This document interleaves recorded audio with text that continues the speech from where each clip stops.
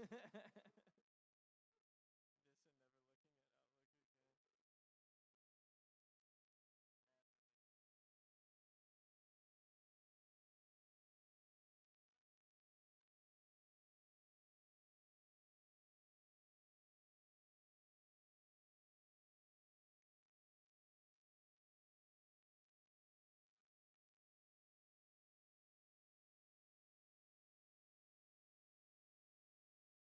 Never.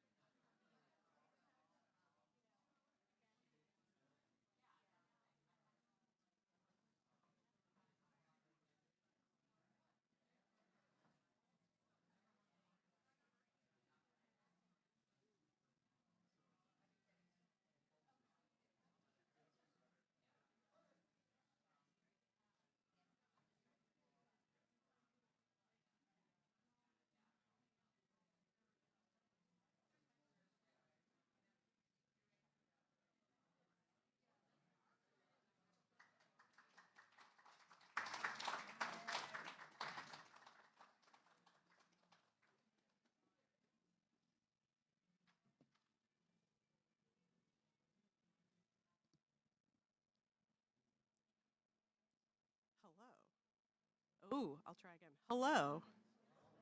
Okay, one more time. Hello. Okay. Wonderful, great, cool. Just testing it out. Thanks for your patience. Good evening, everybody, and welcome. My name is Sophia Nahlawi, author event coordinator here at the Pratt Library, and thank you for joining us.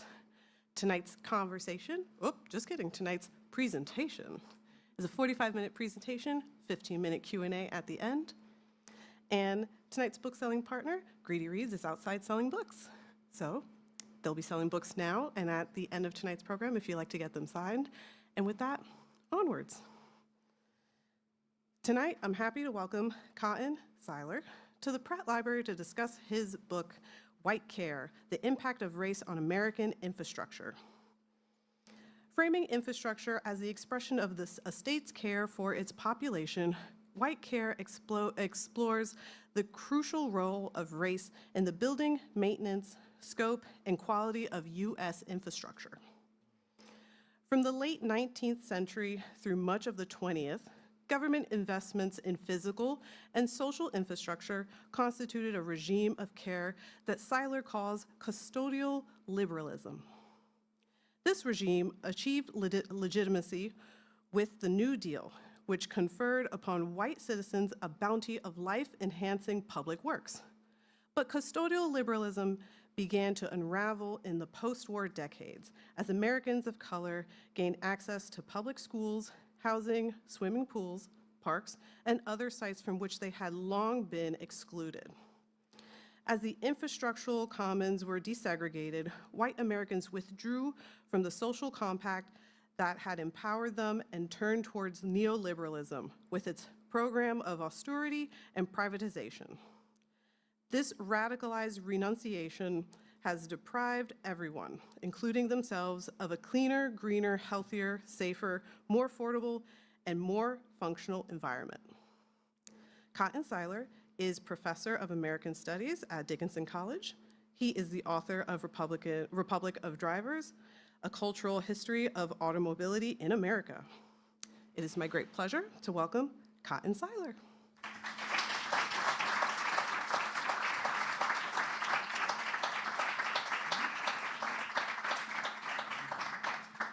Thank you so much, Sophia, and thanks so much to the Pratt for having me, and thanks so much for all of you coming out on a beautiful Tuesday night. I know there's an Orioles game, so I know there's competition.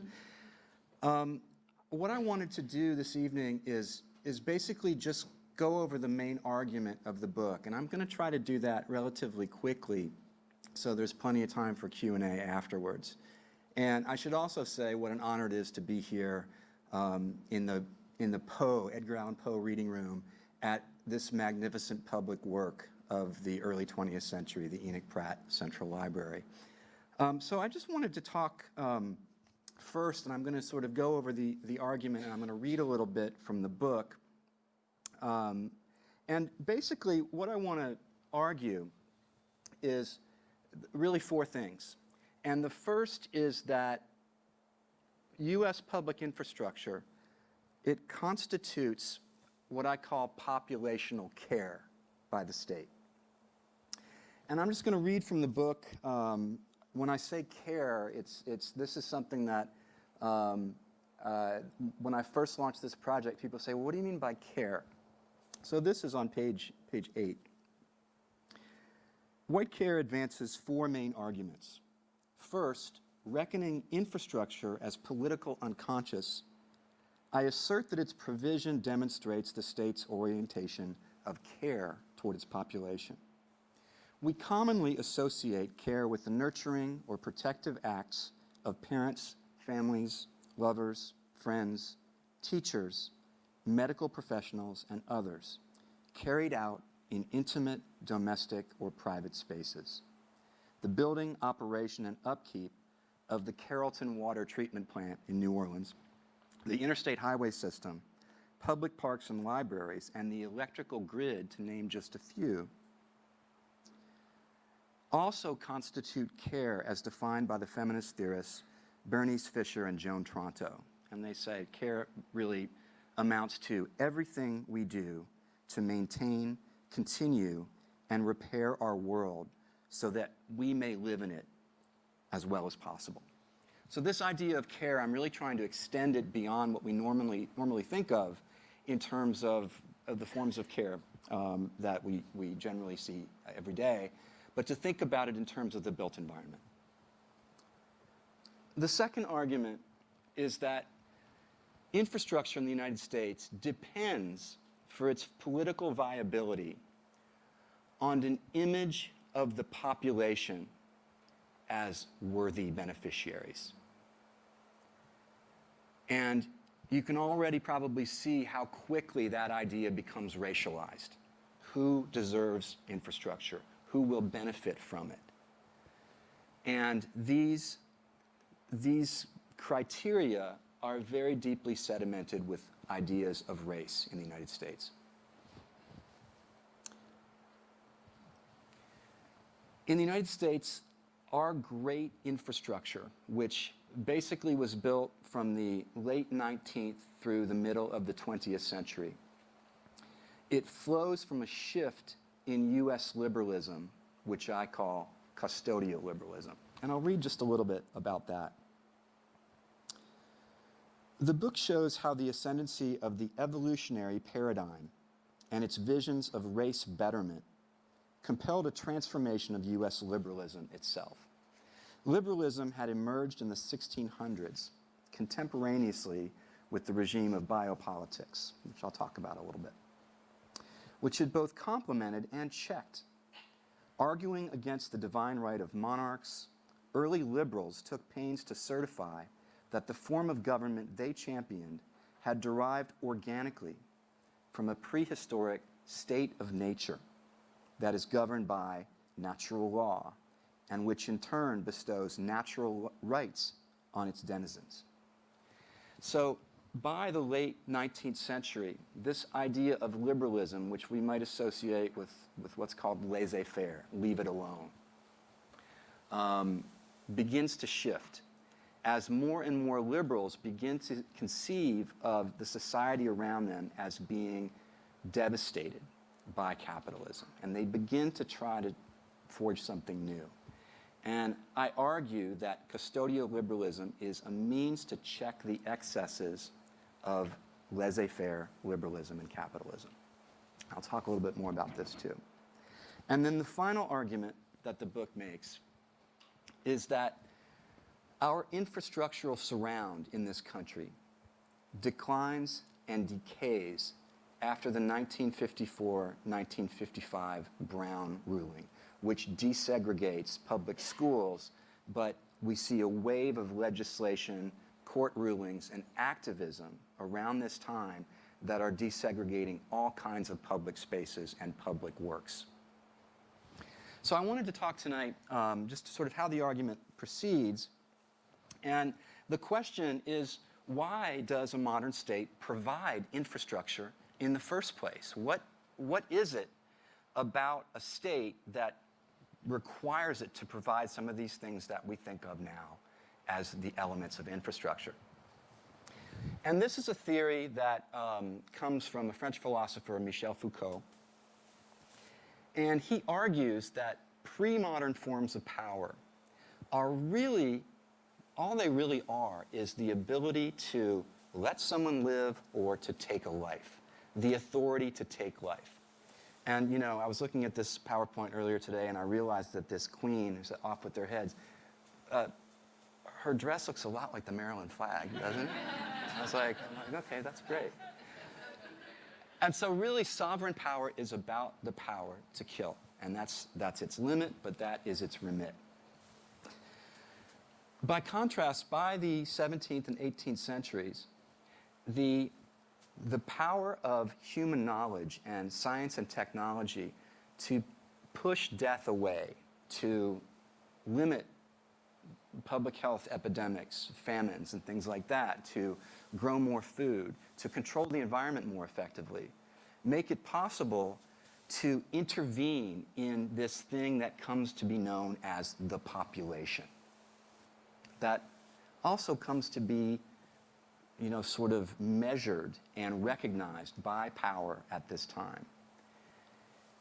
And this is Foucault's argument that by this time, power really focuses on the population, discovering its patterns, fostering its health, and optimizing its productivity. Its guiding principle is to make live and to let die. So the violence of the state is no longer simply about killing. It's about the possibility of making live certain elements of the population and letting die others. This is sort of this modern form of power. Infrastructures are make-live interventions in the environment. These public works that enable us to survive, but also to thrive. And this becomes the important job of modern states, to make their populations thrive, to cultivate them, to protect them, to optimize them. And I have this image from 1858 in the Great Stink of London, in which the Thames River was absolutely overflowing with raw sewage and all kinds of awful things. I don't know what these little beasties are here next to the skeleton, but they're no fun. And this is the construction of the London sewer, which was an intervention into the environment to optimize the health of that population in London. Okay, so you have this new form of power, the imperative of which is to protect, cultivate, and foster the population. Then the question becomes, what is the population? What's its nature?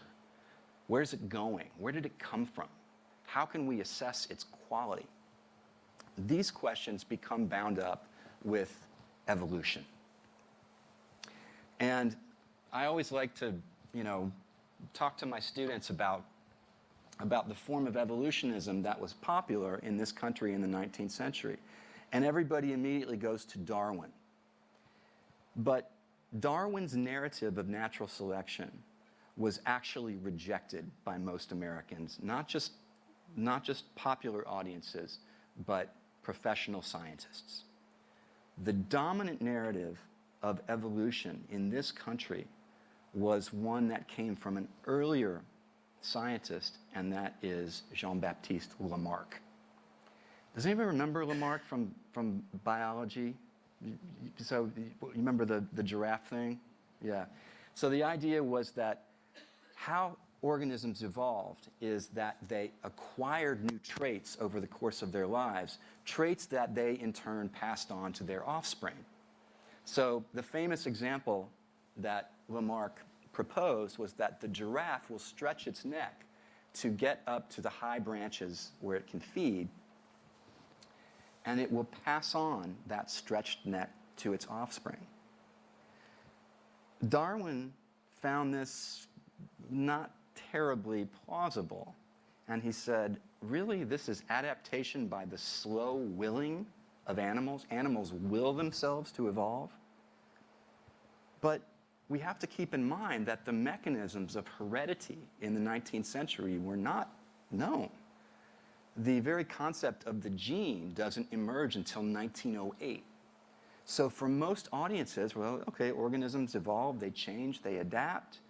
This is a plausible explanation.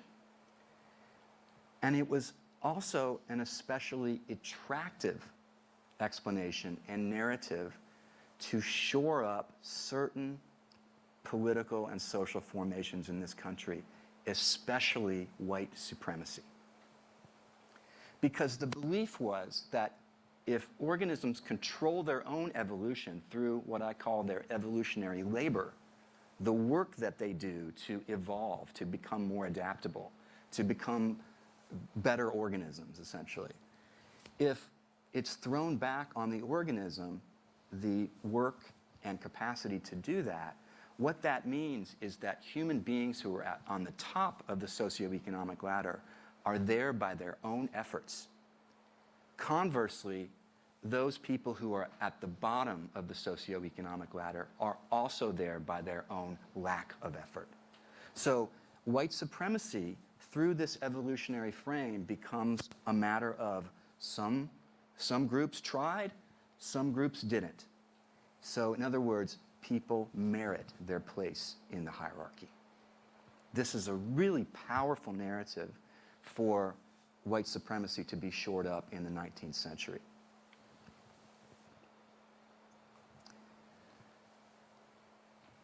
So the question becomes, what does the state owe the population, and how can the state help the human species evolve even higher? By the late 1800s, many economists and social scientists and political progressives are interested in creating a state that can foster the population and can allow it to reach new heights.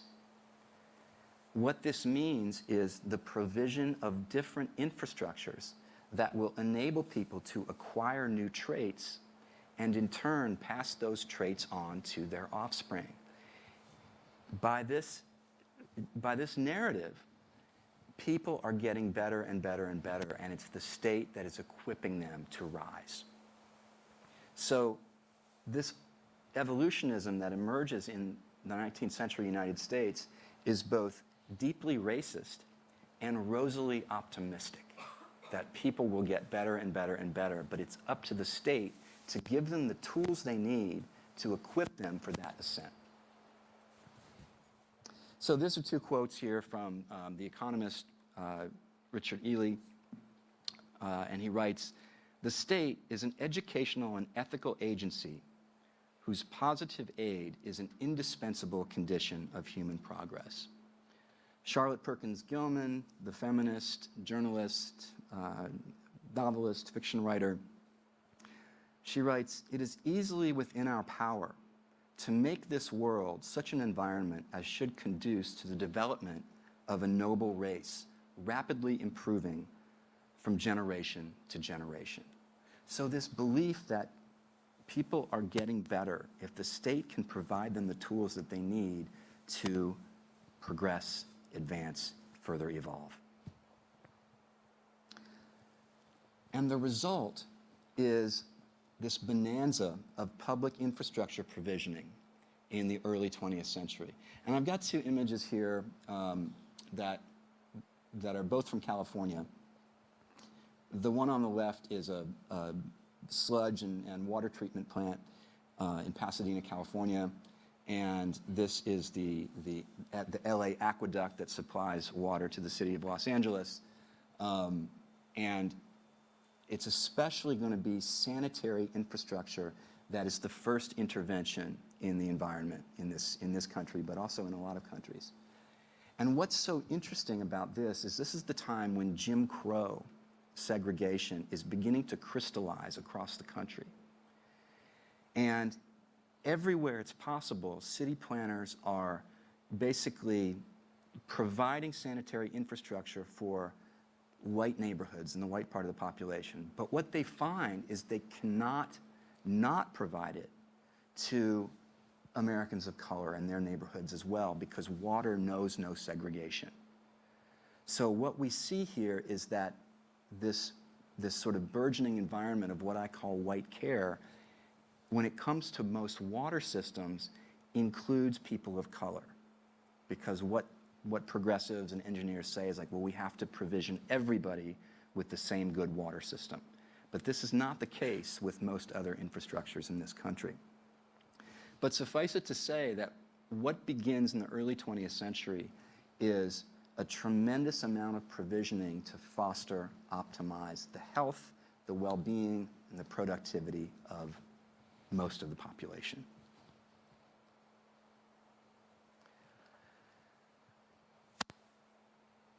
Again, I call this a burgeoning environment of populational care, but only for those deemed worthy and promising. Now, this has happened to me in every scholarly project I've undertaken. There's a moment where I find out something that just blows my mind, that I didn't know going in, that I'm still sort of shocked by. And the shocking thing for me in this book was the discourse around education and play in the early part of the 20th century. Both of these discourses are deeply connected to a specific evolutionary theory called recapitulation. And I better read because I'll get it wrong if I don't. And this is round about page, where is this? Yeah, this is page 94. The law of recapitulation, or the biogenetic law, dominated social and natural scientists' narratives of organic and cultural development from the late 19th century until the middle of the 20th. Associated most directly with Ernst Haeckel and delineated to U.S. audience in 1879 by Lester Frank Ward, recapitulation theory drew upon the comparative morphology of embryos that stimulated Darwin's hypotheses of common descent, as well as Spencerian notions of universal progress from lower to higher forms of organisms and social structures. Haeckel famously proposed that ontogeny, the development of each individual organism, recapitulates phylogeny, the development of the species. Each multicellular organism retained, however briefly, vestigial traits from each successive phase of its species' evolutionary ascent. The more advanced the organism, the deeper its store of vestiges, and the more phases through which it must pass to reach maturity. Hence, the child was, in the words of one educational theorist, but a candidate for humanity, who, as he climbed up his ancestral tree, would jettison over 140 useless organs that were the remnants of his animal ancestry. This child, described by G. Stanley Hall's student, this is the father of evolutionary psychology, the father of educational psychology in this country, not yet structurally a human, and even behind the ape in some important respects, nevertheless embodied in his individual growth the triumphant process of the species evolution. So the idea here was that human beings needed to be brought through every phase of the evolutionary path of the species. What this meant was, for the child racialized as white, they had to be brought through every phase, not just of our ascent from monozygotic organisms through the primates, but also what were designated as the savage races. Hence, the proliferation of playgrounds in the early part of the 20th century, with the belief that children, but especially children racialized as white, had to be brought through all the phases. They had to become sort of little savages and swing on things like monkey bars and jungle gyms. When I discovered this, it's not even that deeply embedded in the discourse. This just absolutely blew my mind. And the same holds true for schools. Educational theorists of the time said children need to be brought through all of our animal ancestries. They need to be wild, and they need to be tamed in order to become fully human. And in this case, fully racialized as white. So this is the type of thing where, you're a scholar and you're digging around the archives and you say, I can't believe the connections here between public schools, providing public schools and providing playgrounds were thought to have an evolutionary element to them, that they had this evolutionary thrust. This just absolutely stunned me. By the 1920s, you begin to see these magnificent public works for the people. These are two examples of the things that Robert Moses built in New York City. On the left here is Jones Beach State Park and the Narrows, the Belt Parkway. And what we begin to see in places like New York City, these massive projects, magnificently built and aesthetically very rich, for this thing called the public. Now the question then becomes, who's included in that? For whom are these things really being built?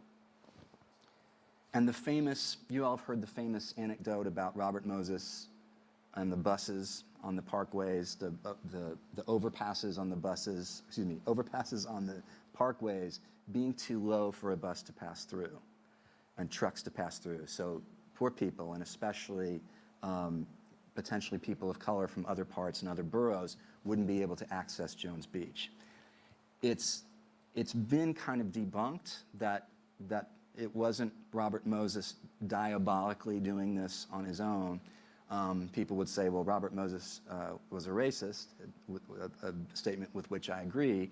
And I would also say, just as every other white person at this time, racism is just sort of baked into their way of thinking. So Moses built these magnificent things with the help of the state. These are all funded in some way by state, local, federal, and municipal governments. By the time the New Deal rolls around, really in the early 1930s, one of the things that really interests me is how the propaganda of the New Deal, with the Tennessee Valley Authority, the Works Progress Administration, the Civilian Conservation Corps, and other New Deal agencies, how did their propaganda, what did it feature, what did it contain, what were its themes? And what I discovered in the archives is that the beneficiary population of the New Deal was imagined as almost wholly white. Now, I have to back up for a second, because thinking about whiteness and being racialized as white, prior to the 1930s, in this country, the belief was that there was not this thing simply called whiteness or Caucasianness, that this is something that was built in the 1920s and 1930s. Instead, prior to this, there were multiple white races conceived of as biologically different: the Irish, the Hebrew, the Celt, the Teuton, the Anglo-Saxon, the Iberic. All of these different, I could go on, but all of these different white races were conceived as biologically distinct. What happens in the 1920s is Congress passes the Immigration Restriction Act in 1924 that throttles immigration from Europe. And what happens almost immediately after that is that all of these formerly white races are gathered together into this new category called Caucasian. And once that happens, once people racialized as white begin to recognize and are encouraged to recognize one another as objects of emotional and financial investment, public works explodes. The people, the population for whom infrastructure is built expands. And white people politically begin to recognize in each other, as I said, objects of investment.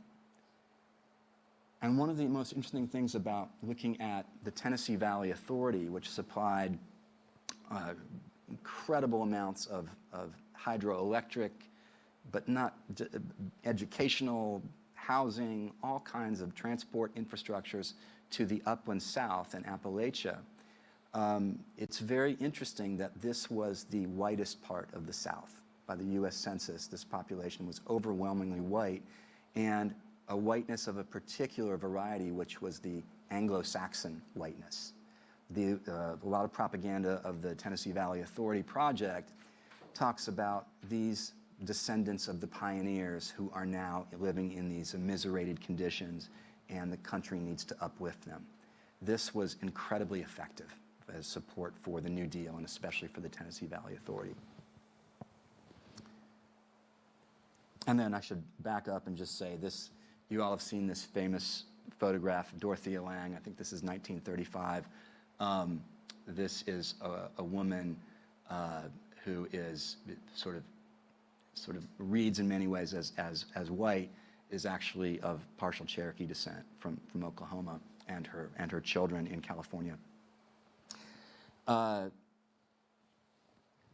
the post-war era, and I've got here on the left the public pool in Astoria Park in Queens, one of Robert Moses's magnificent Works Projects Administration, New Deal pools, you begin to see a push among activists, lawmakers, and even political figures for desegregation. Now, why do I say political figures? Well, in the post-war era, the United States is locked almost immediately. By 1948, it's locked in a Cold War with the Soviet Union and later China.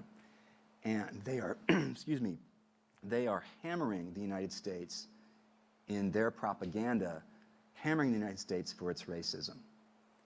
And so a lot of the legislation that begins to flow in the 1950s and 1960s that desegregates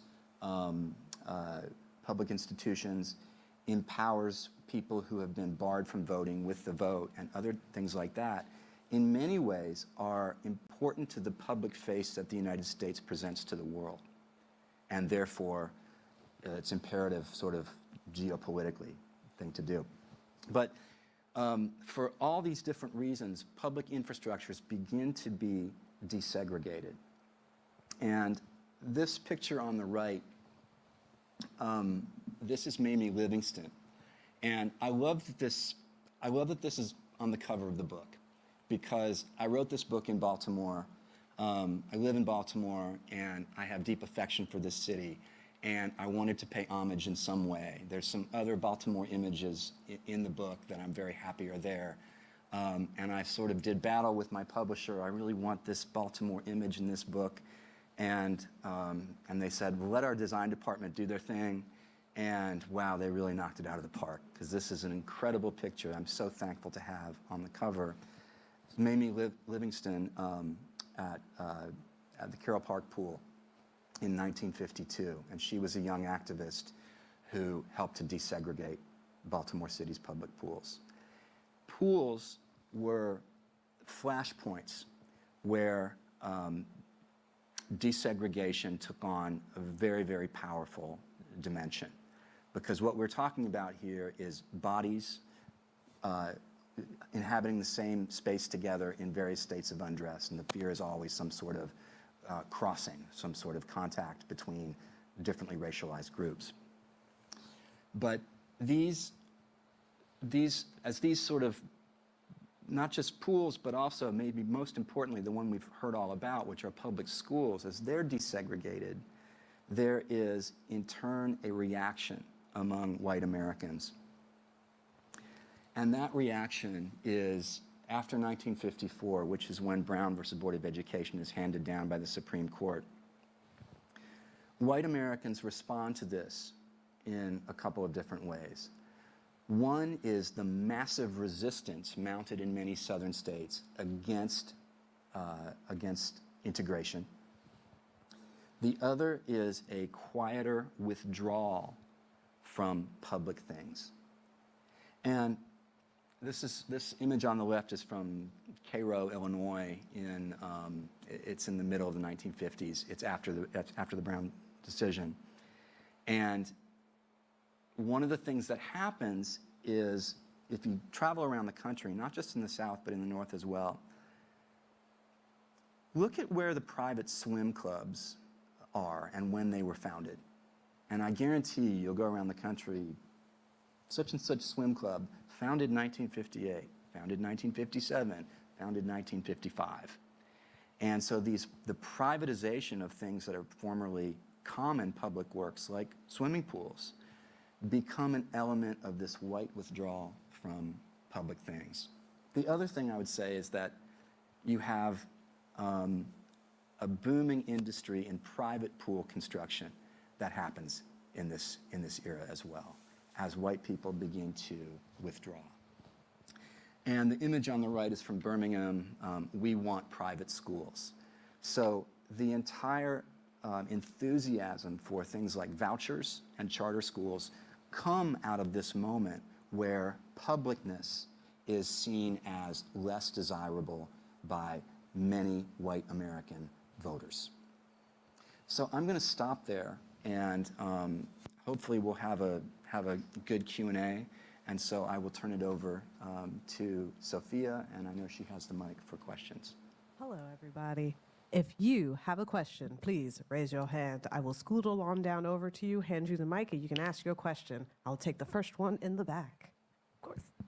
Thank you. I'm sorry.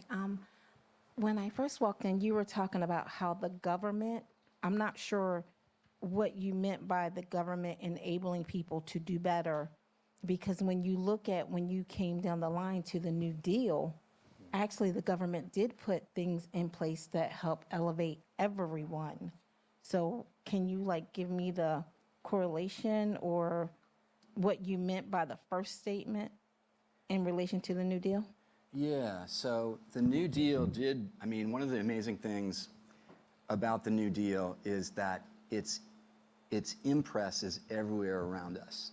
We see it, there's a wonderful site called Living New Deal that will show you where every contribution of the New Deal is in your town. It's really an incredible resource. So, and you're right, there were infrastructures produced by the New Deal, especially sanitary infrastructures, water treatment and things like that, that did sort of capacitate everyone. But there were a number of New Deal infrastructures, schools, parks, to which Americans of color were denied access. So there were elements that sort of lifted everybody up, but the vast majority of things, it's also worth noting that in the legislative wrangling over the New Deal, the Democratic South had to be brought on board. And so what was essentially capitulated to was the system of Jim Crow and white supremacy would not be affected. And one of the things you think about with Social Security, which is also a New Deal development, it did not include people who were domestic workers or agricultural workers. And what that really meant was no people of color in the South. And so it did have a major racial dimension to it, and racist dimension to it. Does that kind of answer? Thank you. Hi, Cotten. Hey. You mentioned about the illustrations in the book, the images and whatnot. How did you go about picking them, and how much pushback did you receive? Are there less in there than you would like to see? Are there too many? No, and I think there's people in the audience tonight who really helped me out acquiring some of these images. I'm really especially happy to have the Joyce Scott image of Memorial Pool. That was the one I really wanted on the cover. But no, the images in the book, I think I think they convey what I want them to convey. I probably would have liked more, but maybe, this is why I can do stuff like this and put some more images up that weren't in the book that also convey those points. But a lot of the images in the book are in the public domain because they're government images. They're WPA images or this, electricity for him, this rural electrification administration, those types of things. But yeah, I'm really happy with the images in the book. Yeah, thanks. Thank you. At the conclusion of chapter 6, you say, Depression era and post-World War II infrastructural commons neither matched in amplitude of those of other nations in the Atlantic world, nor proved uniformly bountiful across all the nation's regions and municipalities. Nevertheless, it represented the most generous commitment to populational care and to the redistribution of resources, capital, and political agency that U.S. governmentality had ever made and perhaps ever will make. So I thought that was a pretty bold conclusion, especially someone who cares deeply about infrastructural commons.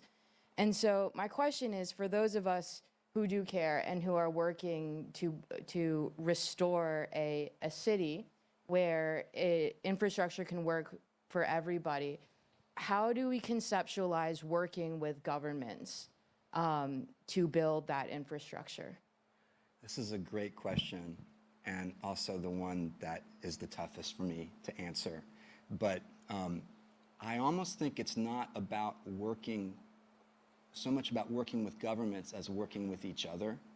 I really think what drove the infrastructural bounty that this nation got in the middle of the 20th century is solidarity. And I think that's the thing that we have to cultivate. And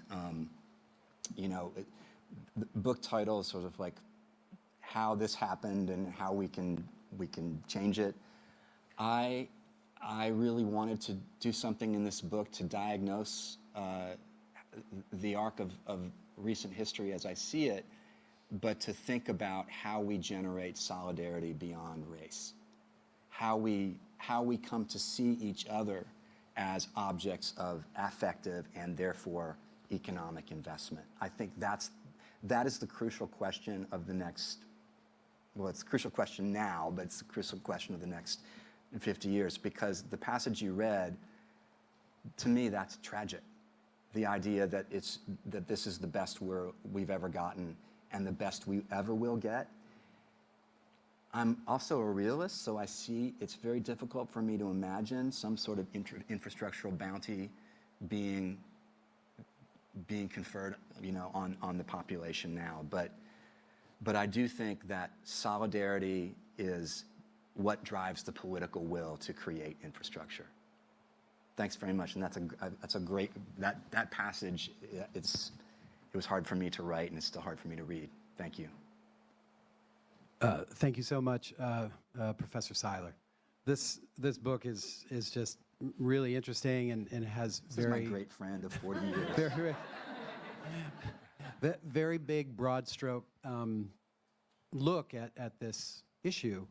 So one of the things that struck me as I was seeing the chapters, and I'm really diving into a lot of the beginning of the book, is you don't say a lot about religion.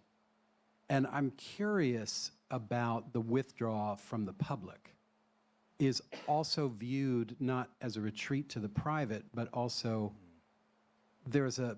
I feel like there's an ideology that a lot of this is going to be picked up by the church or someone's church. Yeah. So I'm just curious about that kind of side narrative in your research. Yeah. But I also wanted to say, living in Brooklyn, I've seen segregation along the lines of Catholic schools, which are also kind of dying out and being consolidated. Yeah. But it is an active narrative that I'm seeing as we move into the 21st century. And I'm also curious about the role of religion as we move into the 21st century, as you're seeing in the context of this really outstanding study. So I just thought if you could maybe make a few comments about that side of it. Yeah, thanks, Ed. The religion part, there's a great book by Melinda Cooper, historian. It's called Family Values. And her argument is basically that in the post-war era, as desegregation begins to happen, but also as new social movements are emerging, especially the women's movement, the desire of most post-war conservatives is to have everything go back onto the family and onto the church. And when I say everything go back, I mean the responsibility for care should redound back to the family or some sort of other organization that's church-like, at least. And what this meant, and we're sort of living with these consequences today, that debt for things like education at public universities is privatized. In other countries, an education is regarded by the state as an investment in the population that is going to deliver in the future. Cooper's arguing that our sort of privatization of debt in the 1960s, college debt, is an element of that withdrawal from the commons and a desire for everything to sort of go back to the family and to basically absent the state from care. So it's a good question. I'll have to think more about it. I don't really deal much with religion, except that, religion has been, like so many other things, a force both for the generation of that solidarity and a way of fragmenting people and polarizing as well. We have a question from our online audience. I'm going to scoot that one in real quick. I wanted to know what the real name for the highway to nowhere is called. It leads from Edmondson Avenue to downtown Baltimore. Do you happen to know? You know what? I'm going to defer that question to another historian, Emily Lieb, who wrote a wonderful book called The Road to Nowhere. The short answer is I don't know. But I've just always called it that. Yeah. Oh, okay. Say that again for me, please. It's 40. Yeah. I-40, okay. Yeah. Any more in-person questions? I will scoot on down. Yes.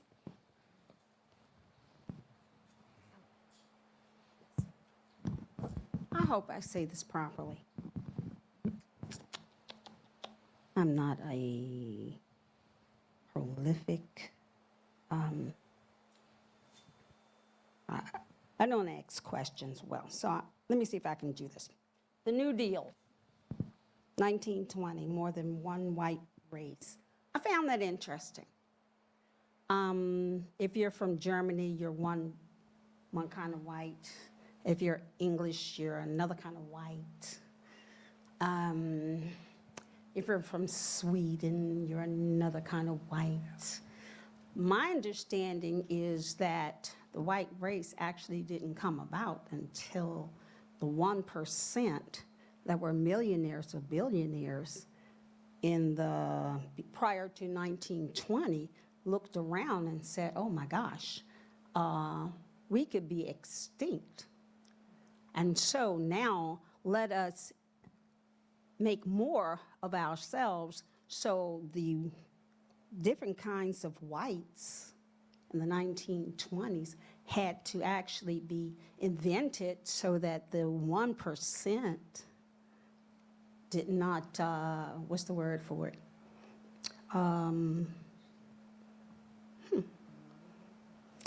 Did not actually disappear. Oh, yeah. I said I was not a prolific speaker I now, got it. okay? It's good. It's a great So question. thank you, everyone, for helping me. Yeah, this is a great question.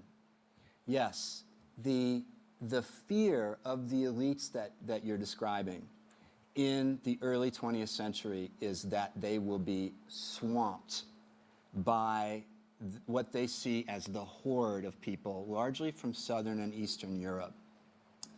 Unlike the first wave of immigrants from Europe to this country, who came primarily from Northern and Western Europe, these immigrants that came after 1840 were largely Catholic and Jewish, and Mediterranean and Irish. And so that idea that there's a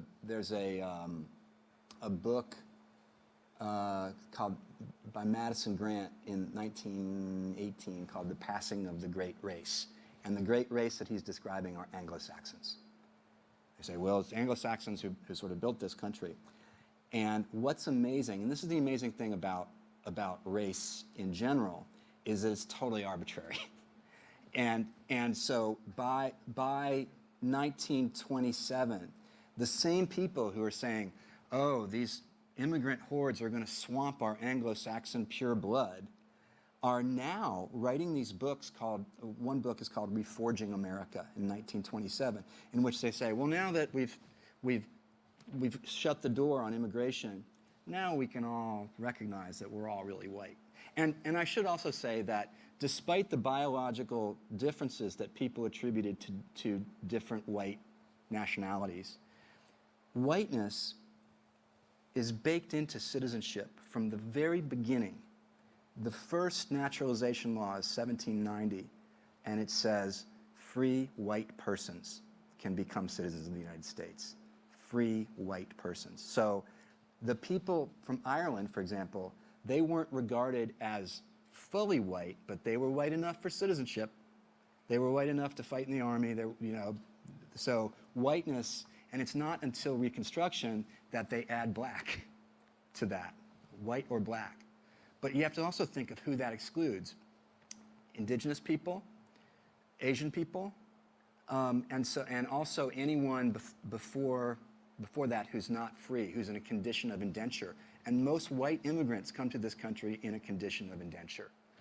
So this is a great question, but what you see is the same, you describe them as the 1%, the elites, who were terrified of Italian immigrants in the early part of the 20th century.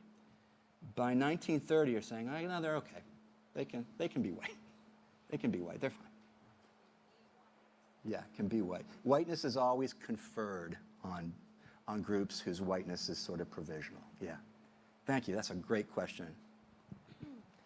Hi, I just have a brief question. It's getting back to the image of the playground, and you said it was sort of an epiphany for you in sense of the need to move through, like for these white children to play in the jungle gyms and monkey bars. Are you saying that that was just for the white children in schools, or I didn't quite understand that part of it? I mean, basically, it's the white children for whom those infrastructures are going to be built.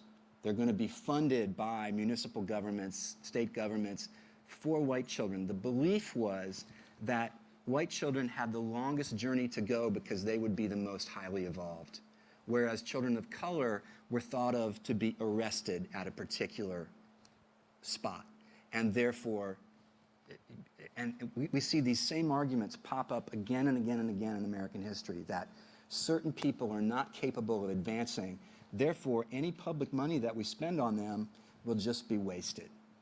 This argument was made, and one of the things I describe in the book is the resurgence of scientific racism in the wake of the Brown decision. In the 1960s, scientific racism and the belief in the inequality of people comes back into public discourse in a very profound way. Those sources from the 1960s are the same sources that are in the footnotes of the book The Bell Curve in 1994, which said, well, we shouldn't be throwing money at public schools because certain population groups in this country simply can't learn. This argument is made again and again and again and again. And now it's being made, I hate to say it, on the left. There's a book called The Genetic Lottery that's saying, oh, I'm a progressive and I believe that certain people are genetically, biologically unequal. And we should be taking care of the people who have been dealt a bad genetic hand. And I'm just like, this is eugenics back again. It's a zombie, it keeps coming back.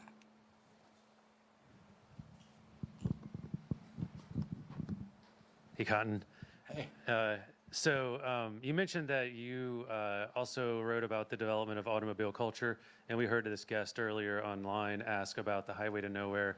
And so I'm curious how you think about or interpret the deep and like kind of acceleration of investment in highway infrastructure, you know, which is absolutely public and not privatized, you know, at least it's not paid for by, you know, wealthy white people who've, you know, withdrawn from infrastructure, like in this larger thesis. So I'm kind of curious how you see that development and also talk about, you know, its impacts within cities, of course, like the highway to nowhere being a terrible example, of course. Yeah. Well, there's been so much great work on transportation inequality and transportation racism in places like Baltimore, that the development of the interstate highway system and other highway systems in this country in the middle of the 20th century destroyed so many African American and Chicano neighborhoods in this country. That's absolutely, and also if you go, University of Richmond has a great resource. It's all the maps of the redlining, of the bank's redlining of different neighborhoods. And if you look, I was lucky enough, y'all know the novelist Nick Hornby? he came to my class. I teach a course called Racial Politics of American Popular Music. Nick Hornby came to my class, and he had just written a book on Prince and Charles Dickens, which I highly recommend. It's fabulous. And so I did a little digging before the class because, you know, I wanted to help the class think about Prince. And Prince was born in Minneapolis in an apartment that is right on the red line, right between the red and yellow line. And I did a Google map search, and I sort of scrolled around, and guess where Prince's natal apartment was? Right across the street from I-35 that cuts through the middle of Minneapolis. Like, yeah, okay. So yeah, that's a really important thing to think about, how interstate highway system and automobile infrastructure destroyed communities largely of color. And the other element that you bring up, Graham, is the sort of what infrastructures have suffered the most. Automobility infrastructure has not suffered in the same way that public housing. Do you all think of public housing as infrastructure? It absolutely is, but most people would say no. Most people say no, it's something different. So one of the things that I really try to emphasize in chapter 1 is that the question of what counts as infrastructure is a deeply political question. And what we see is on the left, you see more of an infrastructural, we might call maximalism, a desire to have more and more robust infrastructures. But for the right, it tends to be carceral infrastructure, so jails and prisons and law enforcement, and highways and roads. And they're also, those, especially the interstate highway system, they're funded by a gas tax that was attached to the price of gasoline in the 1950s and has been sort of adjusted for inflation until the 1990s when it flatlined. So we'll see how much the enthusiasm for infrastructure, which is, and some people say, oh, well, automobile infrastructure is still great. But we've gone all in on automobile infrastructure, and we've absolutely neglected things like rail, light rail, public transport, bike lanes, all of those things that in other countries are part of that infrastructural surround that here we've just decided we don't want. We have time for one more quick question. It's going to be this gentleman next to me in the back. Thank you very much. I came in on the point of when you were saying that whiteness was built into the Constitution, maybe from the 1790s. And I'm just wondering, I know we started being taxed on income about 1790. And so did that have something to do with the decision making? And then the other point I wanted you to elaborate on was I thought that whiteness didn't become a nationality until about the 1840s. So that's my, could you elaborate on that? Thank you. Yeah. I'll take the last one first. That's really interesting. I actually disagree. I think whiteness was built over the course of, as I understand it, whiteness is built over the course of the 17th century in this country, really in the colonies. And what whiteness really is a form of capital. And what happened in places like Maryland and other places in the Tidewater and the Virginia colonies is you had two different types of people really in the sort of what we might think of as the lower working classes. You had enslaved people from Africa, and you had indentured servants from Europe.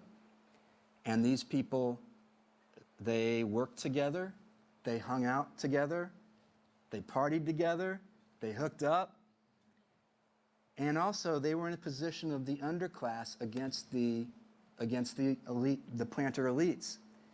And the planter elites didn't like that. You have two groups of people who were similarly situated, and there's a lot of cross-pollination and things like music. All of our music comes from this moment in the 17th century that's sort of about these two cultures coming together. And if you're a planter elite, you're going to want to do something to divide those people. what whiteness really is. And W.B. Du Bois has a great sort of account of this idea of whiteness as a form of capital. And so you give someone a little bit of that capital, and what you're saying to him is that you're better than this other person. The other thing that happens over the course of the 19th century is that certain laws are passed that make whiteness a privileged status. Corporal punishment, things like that, and often even execution, is something that can be visited on people of color, but not people racialized as white. Slavery becomes a condition that is heritable based on the mother. And of course, we know why that is, because of enslavers having children with enslaved women, and their offspring become their property. The other thing that happens is the only people who can be enslaved are people who were Christians in their home country. What that means is no European can be enslaved. So you have this creation of all these different laws. The other one is the carrying of arms. Only people racialized as white can carry weapons. And what that means is military service and citizenship as a path to citizenship. So whiteness is constructed out of all of these laws and new practices that emerge over the course of the 17th century. So certainly by 1840, whiteness is a real thing. Whiteness, you know, when I was talking about it, it's a biological fiction. Culturally, politically, socially, it's real. But it's a real thing by the 1840s, and it comes to structure people's life chances. Does that, you had an earlier question, I forgot the first part of it, sir. Taxing. Yeah, my understanding is income tax as a policy doesn't happen until the early 20th century. I don't know. I mean, there's certainly taxes on wealth and property, but I think income is going to be a little bit later. Is that right? Do I have that right? No?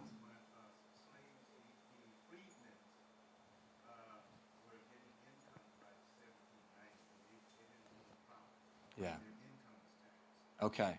Yeah, that might have been particular to people who were freedmen, but certainly taxes on income for workers racialized as white, I don't think that comes till later, but I'll check that out. Thank you. Please help me thank tonight's author, Cotten Seiler. Thank you. Thank you so much.